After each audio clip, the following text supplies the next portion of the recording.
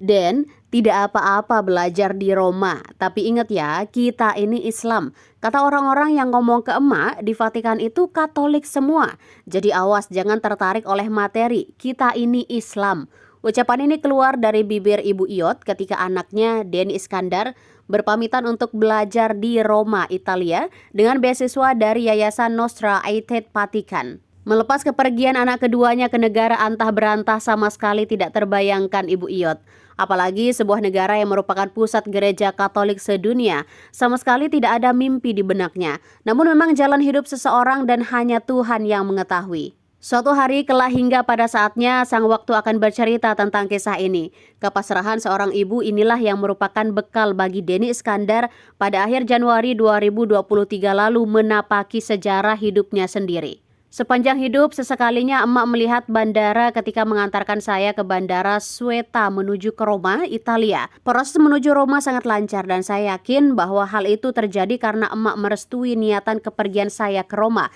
Kisah Denny Iskandar pada Jumat 25 Agustus 2023. Denny Iskandar selama 6 bulan bersekolah di Roma, dia studi tentang hubungan antar agama. Tidak banyak dan tidak mudah mendapatkan beasiswa dari Yayasan Nostra Aetate Vatikan untuk bersekolah di Roma. Dan di akhir studinya itu ia mendapat kesempatan bertemu dengan Paus Fransiskus di Vatikan pada Rabu 28 Juni 2023. Kesempatan yang tiada duanya dan mungkin tidak pernah akan terulang lagi. Iyot seorang single parent yang hanya lulusan Madrasah Sanawiyah. Ia adalah ibu dari Denny Iskandar karena nasib Iyot menjadi penjual kopi di Pasar Kambing Tanah Abang, Jakarta. Dia memiliki 3 anak, yakni 1 perempuan telah meninggal dunia dan 2 anak laki-laki, dan Denny anak kedua.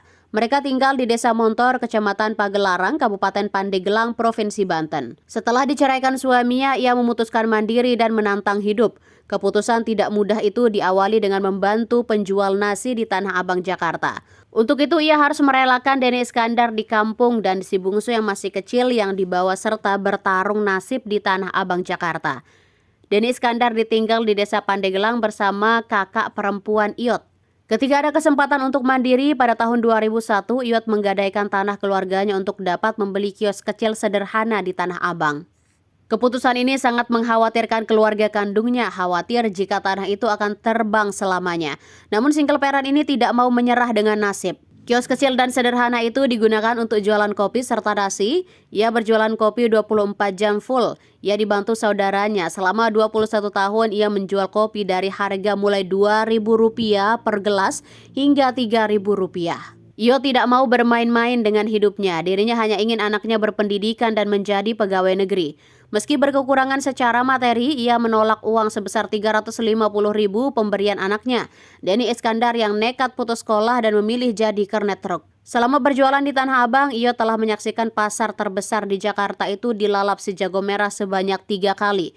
Kerasnya kehidupan dan kemiskinan sudah menjadi makanan sehari-hari bagi keluarga Iyot. Ia dan anak-anaknya dapat hidup karena tekad bajanya. Ia menyadari arti kemiskinan dan anak-anaknya dididik untuk tidak malu dengan kemiskinan. Baju baru bagi keluarga hanya ada pada waktu datangnya Hari Raya Idul Fitri. Mimpi Iyot adalah ingin buah hatinya bisa belajar setinggi mungkin dan menjadi pegawai negeri. Itu saja dan sangat sederhana. Denny tahu betapa perjuangan ibunya merupakan cinta tak berujung sepanjang masa. Denny juga menyadari bahwa cinta luar biasa emaknya tidak mungkin terbalaskan.